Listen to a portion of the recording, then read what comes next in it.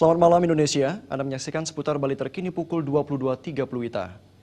Bali memiliki daya tarik tersendiri khususnya di bidang pariwisata yang sudah mendunia. Hal inilah membuat kompetitor sejenis berupaya untuk memanfaatkan kelemahan pariwisata di Bali sebagai upaya menurunkan minat wisatawan.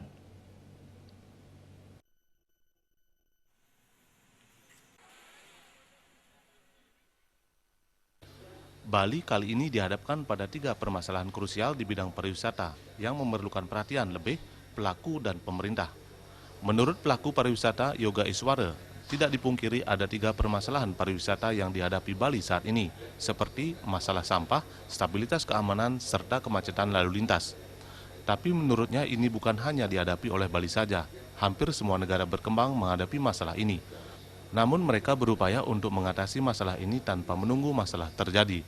Misalnya saja untuk masalah sampah yang biasanya terjadi sampah kiriman di akhir tahun haruslah diantisipasi penanggulangannya dan bukan menunggu sampah tersebut datang baru dilakukan tindak lanjut.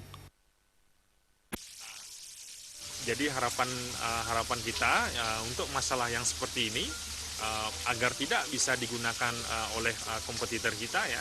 Jadi kita harus benar-benar menangani. Jadi hal yang sederhana misalkan masalah sampah ya.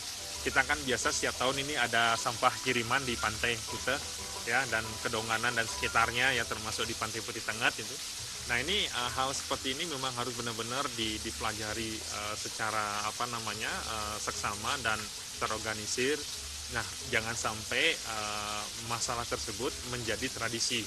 Ya kita menunggu habis itu kita kerja bakti ya. Jadi jangan sampai sampah itu muncul ke permukaan. Apabila pencegahan bisa dilakukan akan lebih baik sehingga 3 masalah yang dihadapi pariwisata tidak dimanfaatkan sebagai media untuk menjatuhkan Bali oleh para kompetitor. Pratnya Paramita dan Bayudi, Bali TV. Pemirsa, demikian seputar Bali terkini kali ini. Nantikan informasi menarik kami dalam seputar Bali terkini pukul 23 WITA. Salam Indonesia.